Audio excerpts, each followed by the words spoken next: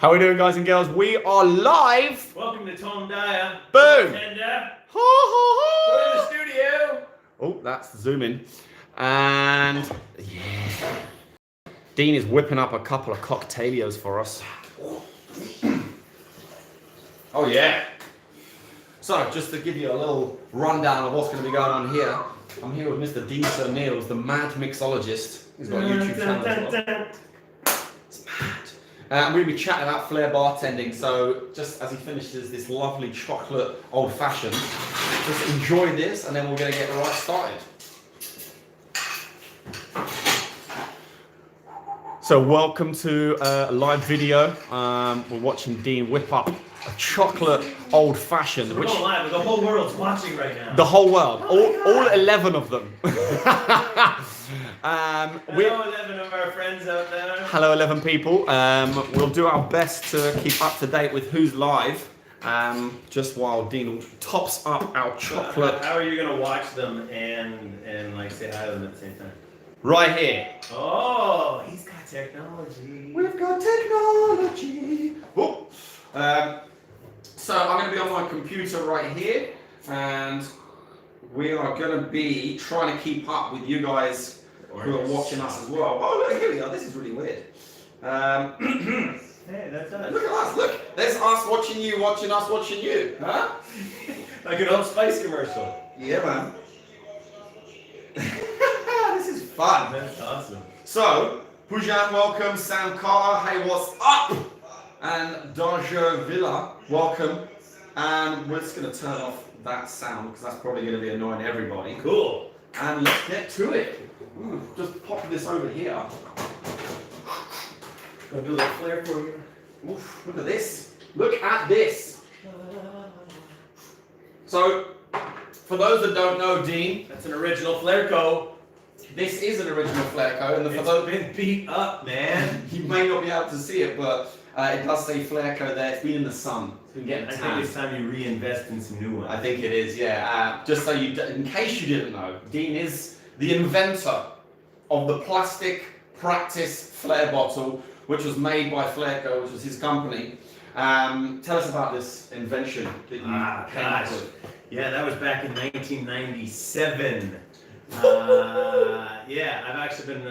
Just to let you know, there's some people watching this now who aren't even born. I know that. I've been behind bars for 30 years. Wow. And I've been out on good behavior, had there been any. I developed this in 1970. I'd already been bartending or flairing for 6 or 7 years prior to that. Wow. Actually, I started bartending in 1988 when Tom Cruise came out in the movie. No way. Cocktail. So I've been flipping bottles since 1988. There you go. Not very well for a long time. But yeah, 1997 or 98, I came up with these things. We went to Quest for the Best Bartender in the World competition down in Florida. Yeah. Patrick Henry was putting that on before the FBA took it over years ago. And then, yeah, we invented the Flair bottle, and the rest is kind of history. It is. It's, yeah, my sister refers to these like inline skates. She's like, nobody was inline skating, there was no competitions until they invented the inline skates. Wow. And that's how my sister describes it, because she doesn't think there was any flair whatsoever until these things showed up. Wow. So she thinks I invented the whole thing, which isn't true. Well, I mean, I have heard, if you want to come and have a seat Sure here, thing. because I feel like, you know, we should face the lovely people. I love having you at my bar while I'm at your bar. Thank you very much indeed. There is a quote where, I don't know, tell me if this is true or not, where it's your best and worst invention in the world. Yeah. Do you want to explain that to the peeps as to why it's the best and the worst? I mean, I can understand why it's the best because, I mean, I say grew up. I perfected my skills literally with these types of bottles. Right. And there hasn't been a better plastic Flair bottle since when this was made in Canada, I mean, 10, 15 years ago. It was still made in Canada. Wow. Barproducts.com sells them still. But yeah, it's still most solid, and I've tried most of them. Sure. I used to take the new ones, the knockoff ones, and I smashed them with the FlairCo bottle. That goes to show which ones are the strongest. Yeah, So, absolutely. tell us about that quote, the best and the worst invention in the world. Well, put yourself back to, I'm already bartending for 10 years. or close to, and I'm already doing Flair for 10 years. Yeah. And we're doing these competitions. The Flair bottle came out. We went from one bottle and some shaker tin and trying to learn how to pour and be clean with it to Flair bottles, and there was this massive jump from, hey, we're trying to figure this thing out, to we're juggling bottles. Wow. Big step. Big step, because there was no risk anymore, because you're Right. not practicing with glass. My backyard used to be full of broken glass. It's like a was it like the circus performers walking over broken glass? Right. I had I don't know, my 5 and 6 year old were at home and they couldn't walk around the backyard because I had broken glass everywhere. So we used to duct tape our bottles up. We used to wrap them up with tape so they wouldn't smash, or when they did smash, they'd be caught in a bag, really. Right. But we came up with the Flair bottle, and that's where it went from the best to the worst, because the level of difficulty in bartending competitions just went up through the roof, because people are practicing with these. Sure. They learn how to do it so the bottles aren't clicking together anymore, and I mean, we went straight into juggling 4 bottles and 5 bottles in the air, all because of the FlairCo bottle. Yeah. So and then, I mean, well, we're seamlessly going into this conversation, which we've been talking about a minute ago, Right.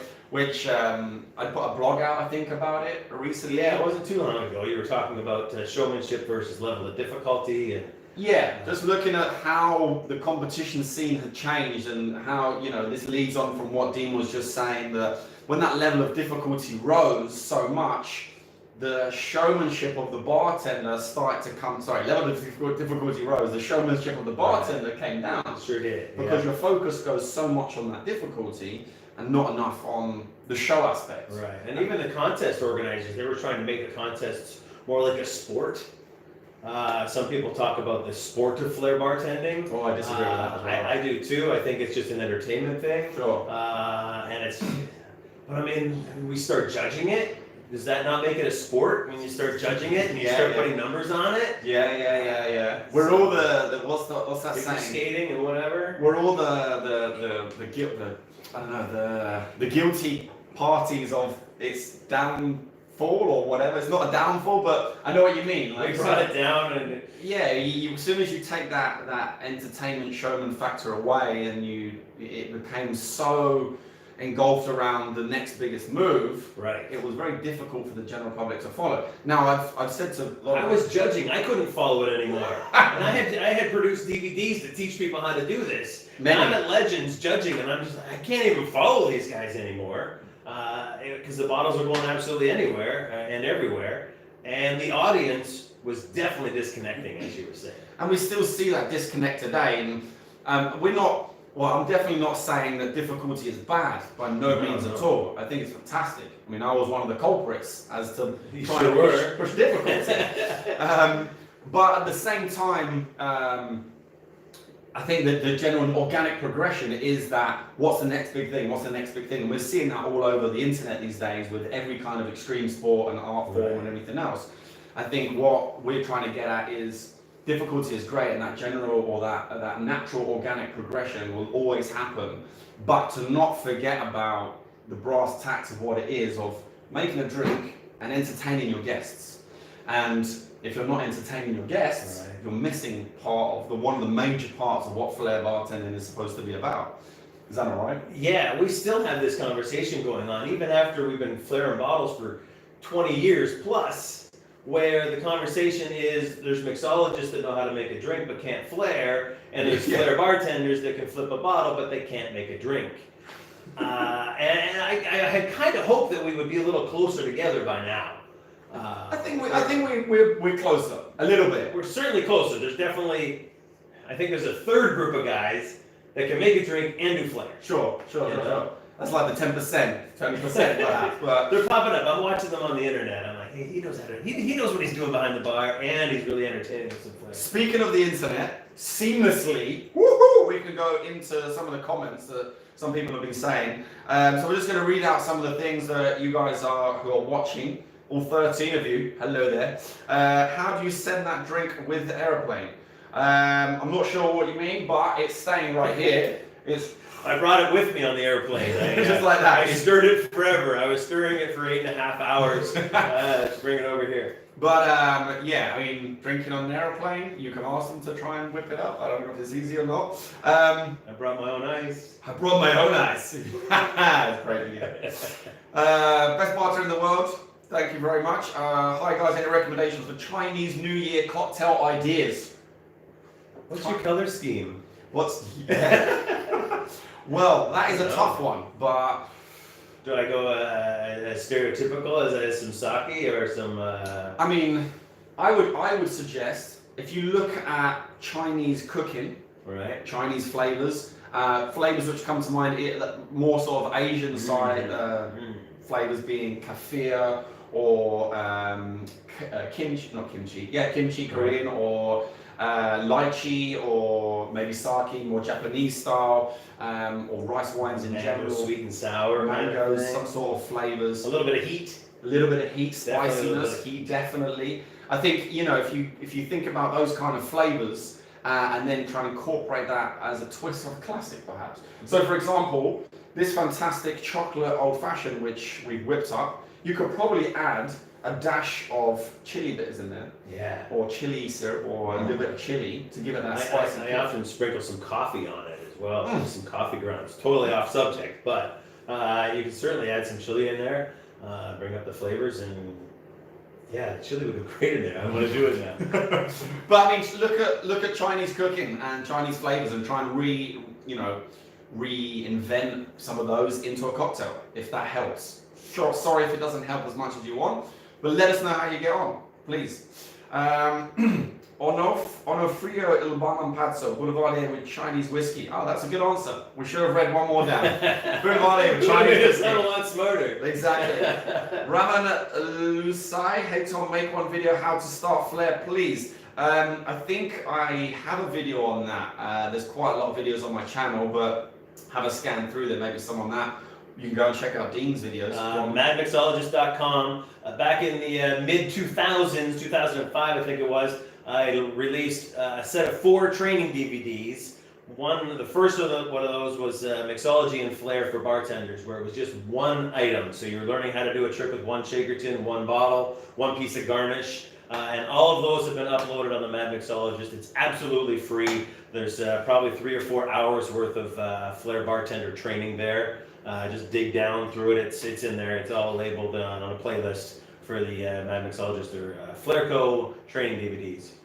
And I think they were some of the first training DVDs. There was 1 or 2 before you, I think. But there was Scott Young was the extreme bartender. Extreme bartending. Yeah, he was out of Vancouver, Canada, and we were out of the Niagara Falls, Toronto area, Canada.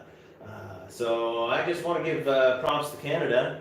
Go Canada! For all of our impact on Flair bartending, because he had his camp over in Vancouver, and he did an amazing job. His training programs were second to none. I was doing training programs as well, but mine were all like, let's get through the day and go drinking. And his are like really serious school.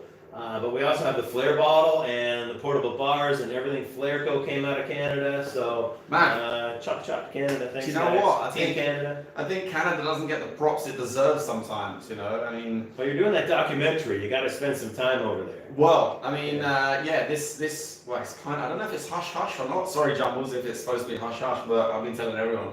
Not really. But just come over with Harry. There's with what? With Harry. Harry. Prince Harry. Oh, Harry! He's from Canada, right? Exactly. But watch this space there. Hopefully in the next coming years or so, there'll be a Flair documentary coming out. You heard it here. I heard a rumor first. Oh shit, I'm in trouble. Anyway, hi Tom, my name is TJ from Nairobi Bar School. You should visit our school and inspired a lot of students. That was a great trip. I got to go to Nairobi, I think it was 2 years ago, in Kenya. And they have a bar school there. And they're teaching Flair, mixology, coffee, knowledge, everything. Beautiful. It's fantastic. And I'd love to come back one day. I really would. I'd love to see how things have progressed, how things have changed. What is one of your favorite things about being out there that wasn't the bartending school? In Kenya? Yeah. Probably the people. The people so welcoming, so friendly, so keen to learn. Okay. and very open and hospitable, and just wanted to improve and get better. There was no arrogance. There was no like, I know this, or laziness. It was like, somebody, I've come here to try and teach, and they just wanted to learn. And I was lucky enough to do a 2-day training session with a group of about 16 guys, and everybody just gave it 200% every single time. So thank you very much for inviting me out there, guys. It was really good. This is my first time across the pond even. Wow. I've been all around North America, of course, but I haven't been to Europe or anywhere else. Yeah, I just found that out as well. First time in London, so we're going to hit a couple of bars. Watch out for us. Tonight. So if you're watching in London and you recommend for us to go somewhere, let us know. Whack it in the comments box. Moving on. Hey man, big fan. Thank you very much. I think that's hopefully for both of us. Well said. Big fan from Nepal. Guys, you are the best. Want to learn from you. Cool. Well, guys, thank you very, very much for watching so far to this point. I mean, we are here with Mr. Serneels, who is just walked over from Louisville, Kentucky. Yes, yeah. I grew up in Canada, and I've been in Louisville for 10 years working with Real and Finest Call. So fantastic. And what's your plans whilst you're here, and where are you going? I'm going drinking with you tonight.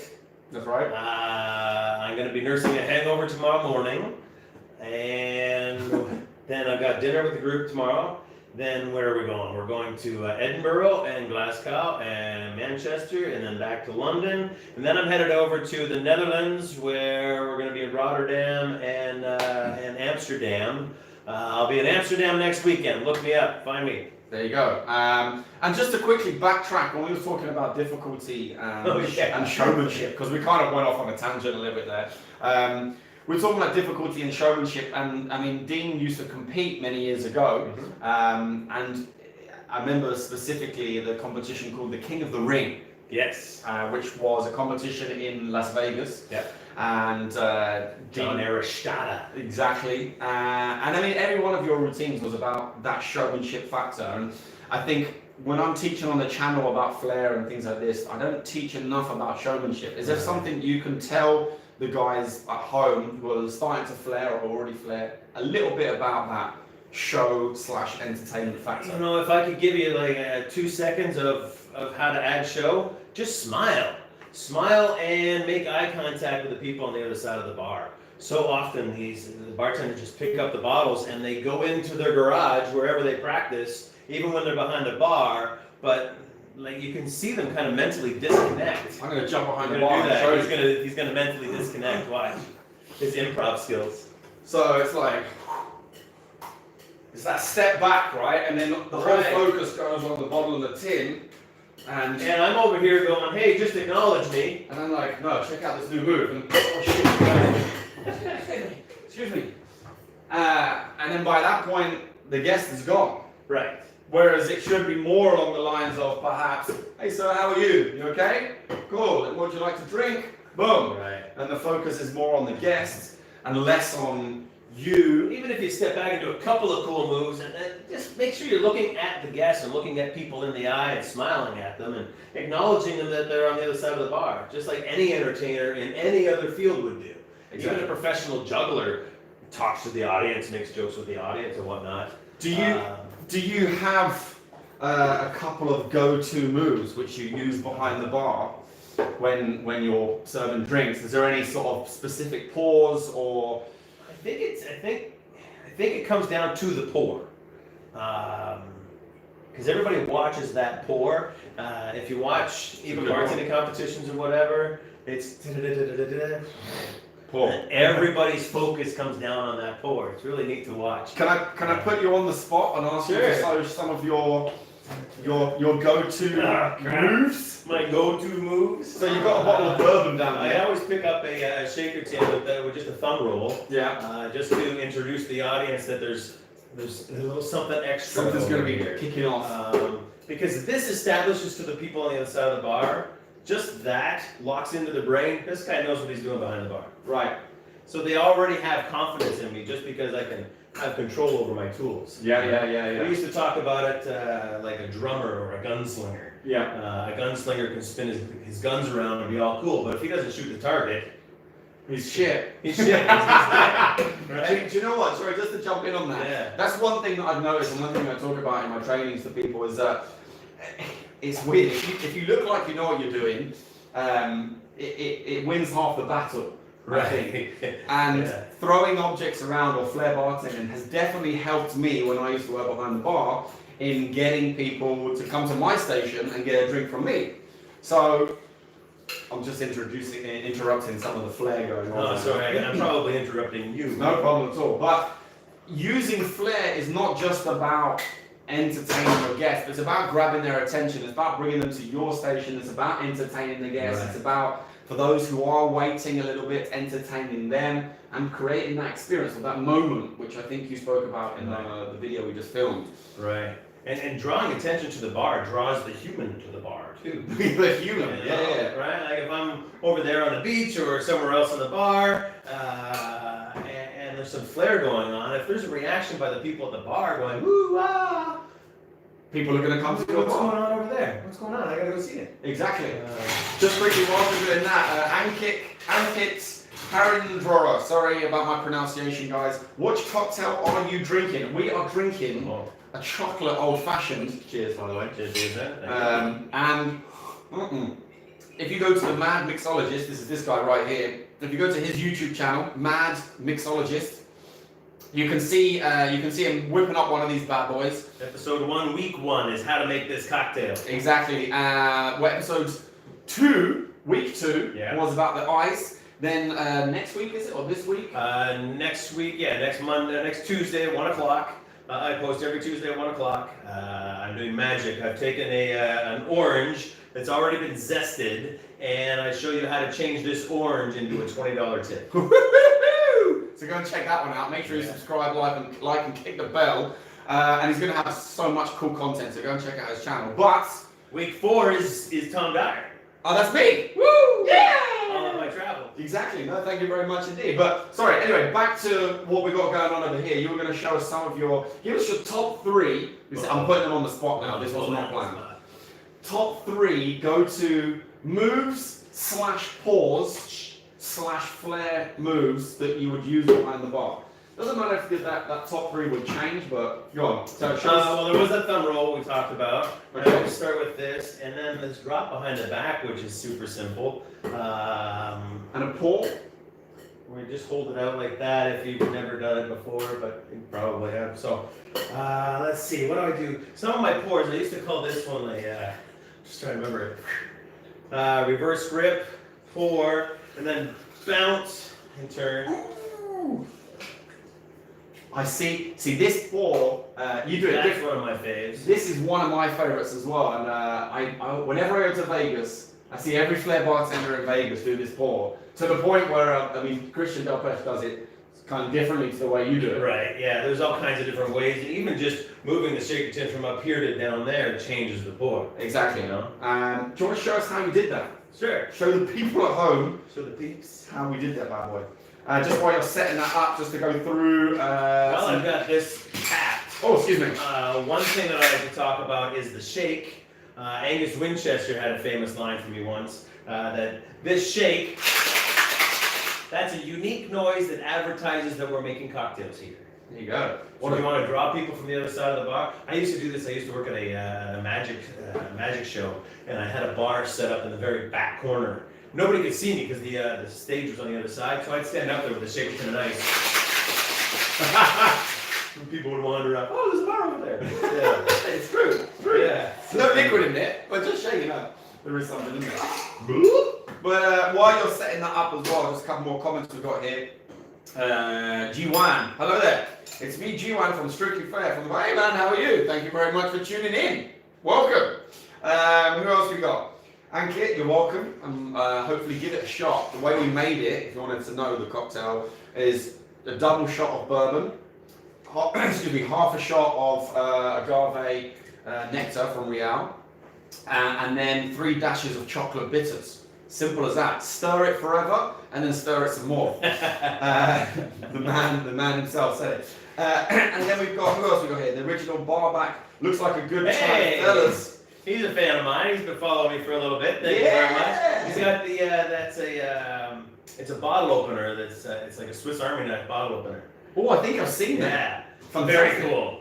Awesome, as well. Bartender. Thank you for tuning in, and get ready for some cool content coming on this channel very soon. Who else we got? I'm from India. How can I join your classes, Ankit? Well, we're giving a class right now online, so you're already involved. And the other one is FlairCamp. FlairCamp is going to be in Goa at some point this year with Mr. Jumble St. Pierre and Mr. Vitaly Kolpin. If you guys go and check out flaircamp.com, I'll put it in the comments now. That's the same guy doing the documentary, right? It is, exactly. So you go check out flaircamp.com. Maybe I'm just going to remove that and give you a proper link. HTTP, blah, blah, blah.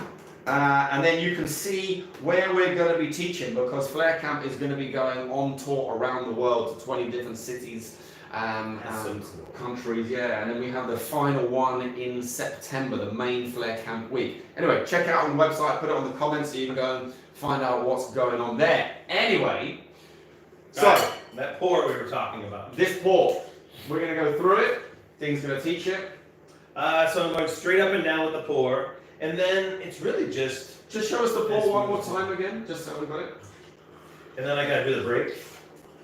Nice. All right, so Dean's going to teach that here. Just whack that in there for now, because it's going to be tough to do it with that in it. And talk us through the movements which you need to be. So it's regular as a bottle grip, and when I do my bottle grip, I like to go straight up and down with it. It gets the liquid up to speed faster. It makes it a more accurate pour. Boom. And then I'm using my shaker tin. I've just got my fingers on the top rim of it, right near the top here, my fancy shaker tin. And as I bounce my bottle down, which stops the pour, I'm moving that over. Swinging it over, exactly. So it's really that simple. And I go back and forth.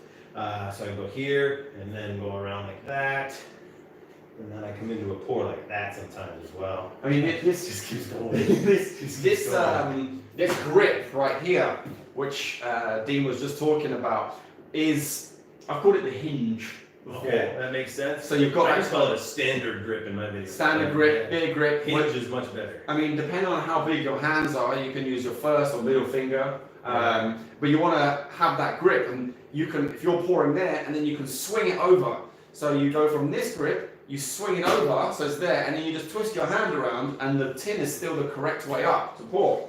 And then you can, as Dean's been showing us, you can mix that up in different variations to cut off the pour. So you're pouring, turn it over, and pour again. Looks super cool. Guests love it, don't they? They sure do. And that was I used to call that the Vanna White. Vanna White. Names you've never heard of. There you go. A little bit of spillage. Nothing wrong with a little bit of spillage. I call it, I don't know, entertainment spillage. But give it a shot. I think you'll find it very, very easy. I think I may have done a video on it. Flair doesn't have to be difficult. That's one of the things, you know, you can practice all day, but it doesn't really have to be. I watered it down. Jesus. Wow. Wow. That drink suddenly got stronger. But yeah, no. Nah. Flair does not have to be difficult, and I think that's what we've been kind of getting at here a little bit, is how difficulty of Flair has kind of overtaken a little bit. And in competitions, for sure. In competitions, yeah. But these moves that you're doing, like this pour, jumping, turning the shake over, jumping, I mean, it's something very simple to perfect and to do. And just simple moves like throwing it on the floor can also make a big impact to your bar stocks. You know? But again, I mean, don't be afraid to make mistakes. You should be practicing before your shift anyway. When you're behind your bar. Today. No, yeah, when you're behind your bar, you should just be doing the moves which you can nail every single time. But I think just try them out. The point is, I think that's one of the things that people get stuck with the most, is that they can flair in their practice room, but when they come behind the bar, they struggle a lot more. And that's when that showmanship, that entertainment factor really takes a back seat, because that focus goes so much on trying to land the move that it just, everything together, the nervousness, the adrenaline, you just kind of... If you keep the flair simple and focus on putting a good quality cocktail out, the flair will attract people to the bar and start conversations. So you can start having a conversation with the bar, with your guests at the bar, and then start talking about the drinks and whatnot. So Exactly. that's where the nice balance of knowing your cocktails, knowing how to make a great cocktail, and the knowledge behind the spirits that you're pouring and mixers that you're pouring. Exactly. And it works in with the Flair. It all becomes part of it. So. Exactly. I mean, this is solid advice, and we could probably go on for a long time. We probably have already. We probably have already. Let's have a look. What we're at? We are on half an hour. No Jesus. Wow. Well, I guess we've still got people watching. Should we? There's 16 people Oh my watching. Lord! Thank you very much for watching, guys. We really appreciate you guys being here. Do you have any questions before we head off and, you know, have our night out on the town? Any questions? I gotta go find my hotel still. Will you guys be in Swift tonight? It would be amazing to meet you guys. Ollie, I think we are going to Swift. We are going to go now. Yeah. This is where we were going for the Irish coffee. Oh. Swift Bar, London, best Irish coffee in town. I've been to the Buena Vista in San Francisco. Oh, so there's going to be a bit of a challenge going on. So hopefully Bar Swift. Sure, it'll be amazing. Thank you, guys. Thank you very much, you guys. What else we got here? No, we appreciate this live. A look at you from France. Thank you very much, SBIV. And G1, you're welcome, Sir Pleasure. Thank you very much again. Paolo, worth watching. Thank you very much, Paolo, for joining in as well. But I think we're going to cut it off here. And we're just going to finish off with a little bit of Flair. Thanks for joining us at the Bartender Studio. Should we finish with a bit of Flair? The Bit of one drop here. swap. All right, well, you start first, and then I'll go next, or something like that. What do you think about that? So, what are the rules then? I mean, Just go until I drop. yeah, pretty much. This is my old school Flair. Will you ever drop? That's the question. See, my level of difficulty is not up so high that I'll drop. we can. I'm gonna try and get some music playing. We'll be here for another half an hour just with this. Dun. Tell you what, you just take it away. All right. Wait, I'm gonna come around behind the bar. Boom, boom. All right. So let's just finish off with a bit of bottle and tin. I've got my Tom's Tiki shaker, and we've got my FlairCo. And right, so you haven't dropped, so I better not try and drop. Oh, yeah. And then we'll finish off with one of the biggest crowd pleasing moves I've always come across, which is the old classic helicopter on the tin. Yeah, everybody! Woo! Guys and girls, thank you very, very much for watching. Check out Flair Camp. Go. Please check out Mag Mixologist. Don't forget to subscribe, like, and if you made it this far, you're awesome. And we love you. Alright, I need to go and run behind the camera and switch it off. Thank you once again for watching. Until next time, say goodbye, Dean. Goodbye, Dean. How do you stop this? I'll just stand here and smile. Uh, Thanks, guys. Love you all. Mwah. Boom. Okay. And